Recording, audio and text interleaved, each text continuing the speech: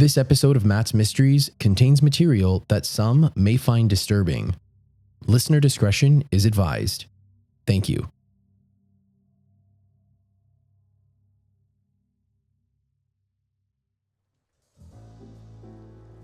Hello everyone and welcome back to Matt's Mysteries.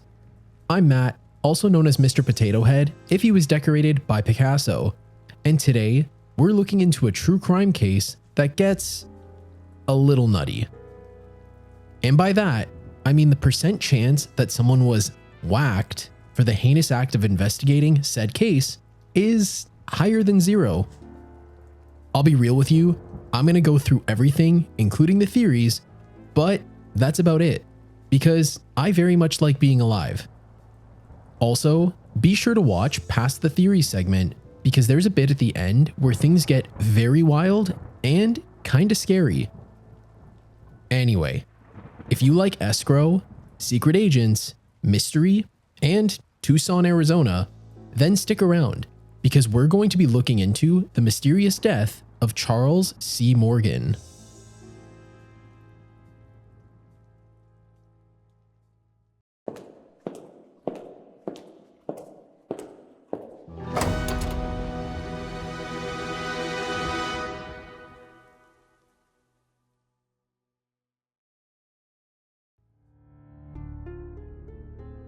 Episode 4 of Matt's Mysteries.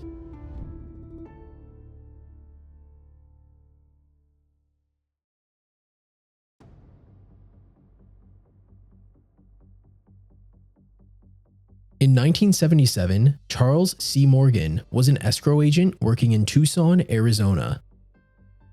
Now, this on its own should indicate that he led a rather uneventful, cookie-cutter life. However, after disappearing for 3 days after dropping his daughters off at school, a twisty and rather mysterious story began to unravel. After his 3-day hiatus, Charles stumbled into his home, and his wife Ruth noted that he was missing a shoe, his hands were bound with a plastic zip tie, and he had a plastic handcuff around one of his ankles. While that does sound like quite the party, I assure you, it gets much weirder. Charles couldn't speak, but with the aid of a pen and paper, he alleged that he was kidnapped, tortured, and had a hallucinogenic drug painted in his throat, one that would destroy his nervous system should he ingest it. Now, the whole hallucinogenic drug in his throat thing is kinda weird to me, and I'll explain. Many hallucinogenic substances interfere with the circuitry of the brain, blocking the neural circuits that use serotonin. They also disrupt the function of the prefrontal cortex, responsible for things like decision-making, reasoning, and other complex cognitive behaviors. They can do other things to the brain too, but I couldn't explicitly find examples of hallucinogens specifically destroying the nervous system when ingested. The closest approximation was from a study that found that MDMA and MDA could damage fibers from nerve cells that receive sensory information and control mood, sleep, and memory. But that was it.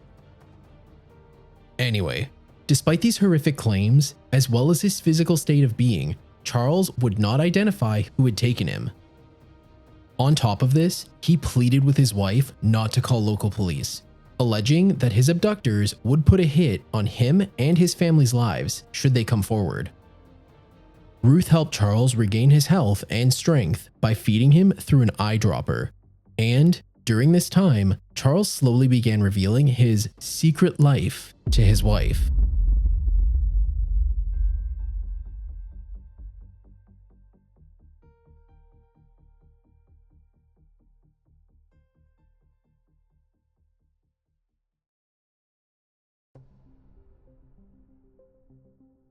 Get this.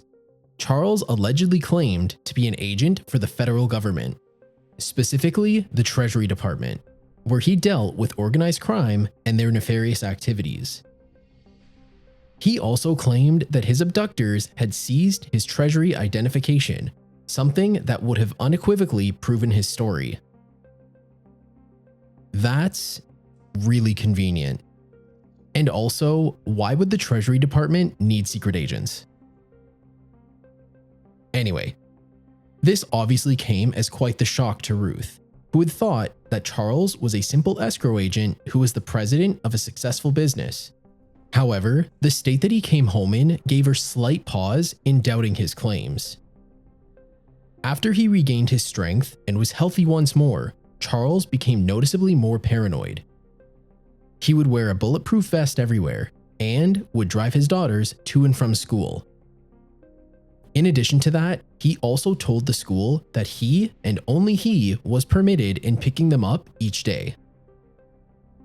With all of that said, if his claims of kidnapping, torturing, and more as a result of his secret life were indeed true, then I think I speak for us all when I say his paranoia is kind of justified. 2 months of this paranoid behavior would pass with no incident, before Charles would suddenly disappear once again.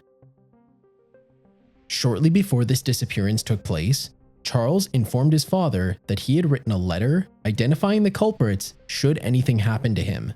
However, the note was never found. Again, super convenient. 9 days after his disappearance, Ruth received a phone call from an unknown woman saying, "Chuck is all right. Ecclesiastes 12, 1-8. This is a very cryptic message and was determined to refer to a verse in the Bible that states, "Men are afraid of a high place and of terrors on the road. Remember him before the silver cord is broken and the golden bowl is crushed. Then the dust will return to the earth as it was, and the spirit will return to God who gave it." 2 days after receiving this phone call, Charles would be found.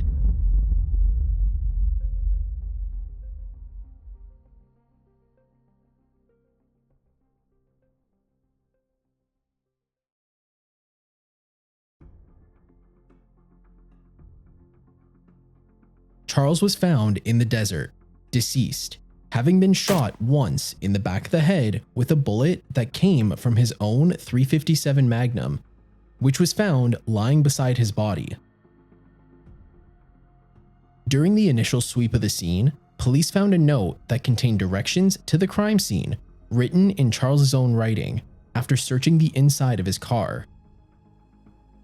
A pair of sunglasses that allegedly didn't belong to Charles were also found in the area. I'm not entirely sure you're ready for what happens next, but let's continue. Charles had clipped a $2 bill to his underwear. This is not weird at all. What is strange, however, is that the bill had 7 Spanish names written on it, as well as Ecclesiastes 12, with verses 1-8 marked by arrows pointing to the bill's serial number. If you've been paying attention to this point, you'll remember Ecclesiastes 12, 1-8 as being the same message that Ruth was given by the unknown caller 9 days after Charles disappeared. On the other side of the bill, the signers of the Declaration of Independence were numbered 1-7. In addition to this truly bizarre display, a crudely drawn map was also found, showing several roads between Tucson and the Mexico border, with Robles Junction and Sasabi being marked. These are allegedly smuggling towns, but we aren't looking into that side of things for obvious reasons. Also, I apologize for not being the greatest at pronouncing names. 2 days after Charles was found, an unknown woman spoke over the phone to police working for the Pima County Sheriff's Department. This woman claimed to be the same woman who called Ruth after Charles went missing, though we can't know for certain if this is true. The unknown woman identified herself under the pseudonym Green Eyes and told authorities that Charles was supposed to meet her at a motel. Allegedly, he had shown up to the motel and had brought a briefcase containing several $1,000s in cash, allegedly telling Green Eyes that the cash was to buy him out of a gang contract that had been put on his life.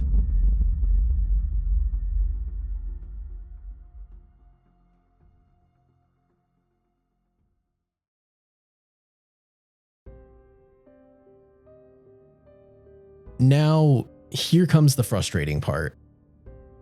Despite the circumstances surrounding his death, as well as the strange evidence that had accompanied it, police ultimately ruled that Charles Morgan's death was caused by a self-inflicted gunshot wound to the head. Yeah. They most likely didn't want to suffer some sort of similar fate, or may have been complicit in some sort of cover-up. Because, come on, how do you come to that conclusion when the shot was to the back of the man's head? Whatever. In any event, Charles's family, as well as a reporter named Dawn Devereaux, and likely most of the internet and those who have heard of this case, believe he was murdered. In fact, many investigators that believe that Charles was murdered outright refuse to be named.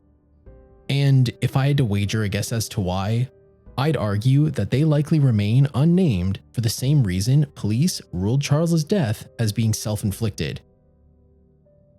I mean, can you blame them? Anyway, 3 weeks after his death, 2 men claiming to be FBI agents paid Ruth Morgan a visit at her home.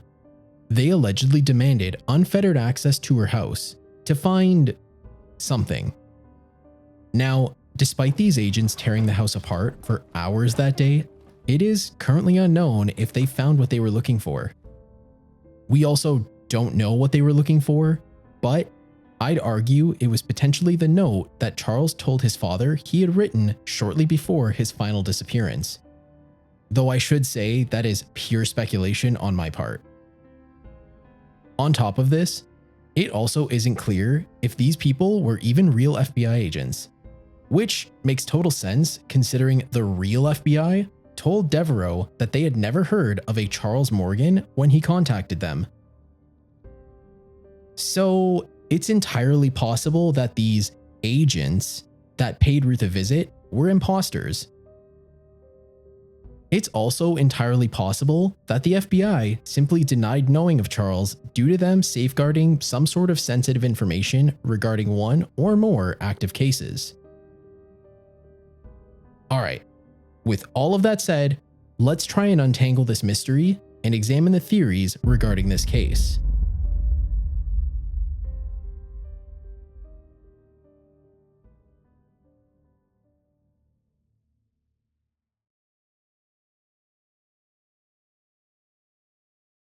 Time for the theories.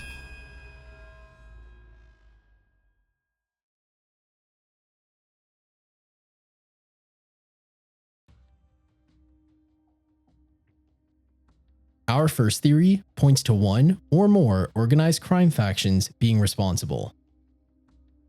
Despite Charles telling his wife that he was an agent tasked with dealing with organized crime, it's widely believed that he was actually serving as a double agent involved with the organizations he supposedly opposed.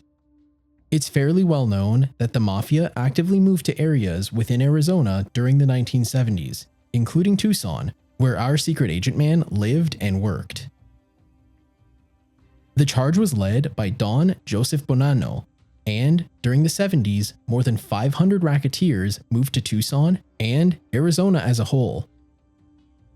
This mass move was largely motivated by a pretty bizarre state law that allowed one to buy land through blind numbered trust accounts. This gave the owner absolute anonymity, meaning successfully laundering money was quite easy. It's believed that Charles may have been used to do escrow work for the purchasing of gold bullion and platinum, which is an easier and more convenient way to launder money. However, in reality, the gold and platinum would be a lie, and instead, the money would be moved through several escrow accounts to legitimize it. Charles had allegedly mentioned to Ruth that money laundering was indeed taking place in Tucson, but swore to her that he was not involved in any way. I feel like most rational people would have to call this into question, especially after he stated that the less that her and her children knew about his activities, the better off they would be. Because of this, some speculation points to Charles being killed by one or more of the crime families that he was allegedly working for because he knew too much and would have been seen as a loose end.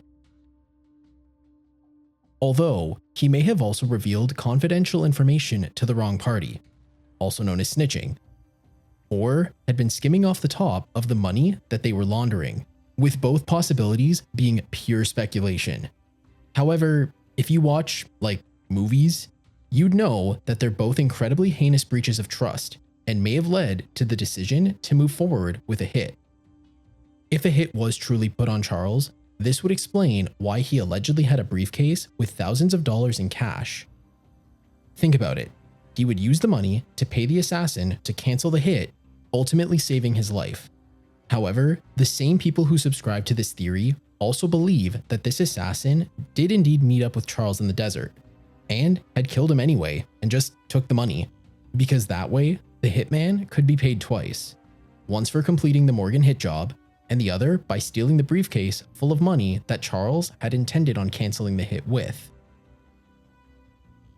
I should point out that this isn't my theory and it is pure speculation, but it kind of makes sense if you think about it. Once again, I'd like to point out that this theory crafting is purely for a fun, true crime YouTube video coming from a stupid cartoon thumb in a trench coat. Okay, let's move on.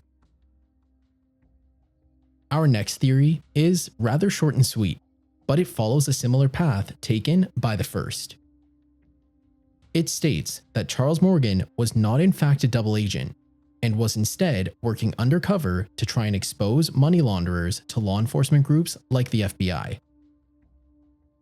If he was in fact a secret agent for the Treasury Department, which will always sound ridiculous for the record, it would make sense for the FBI to deny knowing Charles when questioned, as they would not wish to expose any undercover programs that were in place at the time. Don Devereaux, who I mentioned earlier in the episode, and was one of the investigators who looked into the death of Charles Morgan, believes that the writing on the $2 bill underwear accessory found on Charles was in fact some sort of code. He states, I think the $2 bill provided the basis for some kind of a code. What seemed to be missing, however, was the document that the $2 bill would unlock. If he was quietly providing assistance to the US government and monitoring the activities of one or more major organized crime families, then he wasn't a villain. He was a good guy, and they need to know that. What Don is referring to when saying that the $2 bill would unlock some sort of code is that the writing on the bill, including the Ecclesiastes 12-bit, circling the numbers 1 through 8 on the bill's serial number, as well as numbering the signers of the Declaration of Independence 1 through 7, may have been some sort of key to unlocking some sort of code or cipher. In cryptography, a cipher is basically an algorithm used to either encrypt or decrypt a code. Now, a code typically substitutes letters or numbers in the output, while ciphers do the same, with the same amount of letters or numbers just in the input. Said codes would effectively map the true message to a key used to decipher said message. If it were a code, the message on the bill would serve as a key piece, or possibly the only piece, in unlocking some sort of hidden message for the FBI or whatever government body Charles could have reported to. This could have been vital and, as such, incredibly valuable information that could have led to a breakthrough or breakthroughs in one or more of the active investigations of the time, and, as such, would have been highly sought after. This could explain why it was clipped to his underwear, since he could have been doing so as an attempt at concealing the information, instead of doing so to follow some sort of fashion trend we could never hope to comprehend. As I said before, this is absolutely all speculation, with me simply elaborating on the information put forth by Don Devereaux. But I guess there could be something to this whole secret agent theory.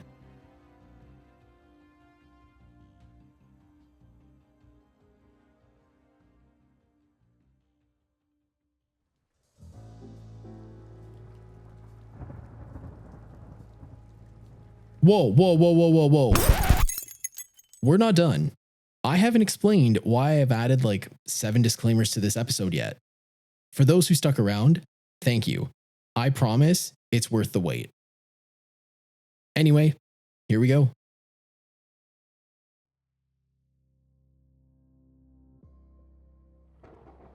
This case was covered by Unsolved Mysteries. It aired on February the 7th, 1990, nearly 13 years after Charles died. After the episode aired, the Unsolved Mysteries crew received several phone calls regarding the death of Charles Morgan. Now, this is fairly common with Unsolved Mysteries, as they typically receive calls with potential leads, tips, and other information regarding the cases they feature on their show. Don Devereaux took it upon himself to investigate these leads. What he found was that Charles was heavily involved in money laundering through his escrow company, and he apparently received large sums of money from participating in this money laundering, and had allegedly kept detailed records of these transactions.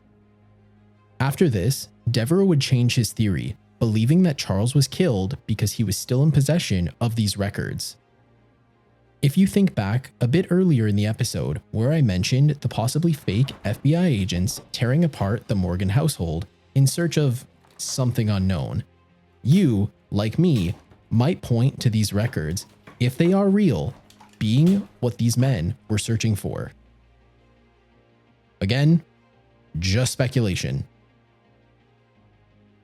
3 months after this episode of Unsolved Mysteries aired, things escalated to terrifying heights. In a particularly haunting twist, a man named Doug Johnston would be found dead in his car outside of his Phoenix office. He, like Charles, was shot in the back of the head. This is relevant, I promise. What is sure to chill you to the core is that Johnston worked just across the street from Don Devereaux and drove a nearly identical car. Through this revelation, you could probably put the pieces together that Devereaux was possibly the intended target. I mean, either that or Johnston fell victim to a random, rather violent crime. You could call this a conspiracy, but what gives it a tinge more credibility is the fact that Devereaux was contacted by a man named Danny Casolaro a year after this murder. He allegedly agreed to share the information Devereaux had uncovered, but he too would be suspiciously killed before receiving and publishing any information. And that's it.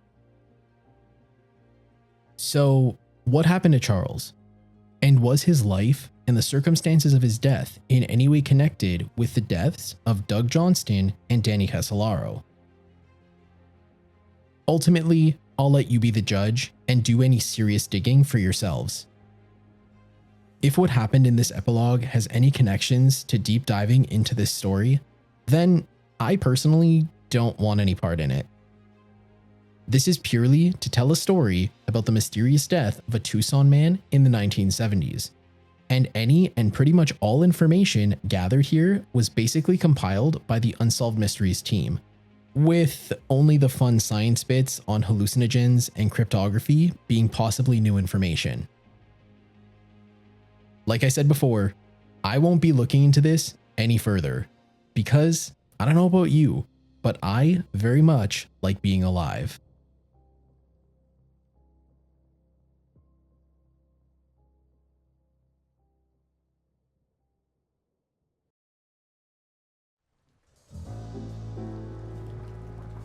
Thank you so much for tuning in to today's mystery.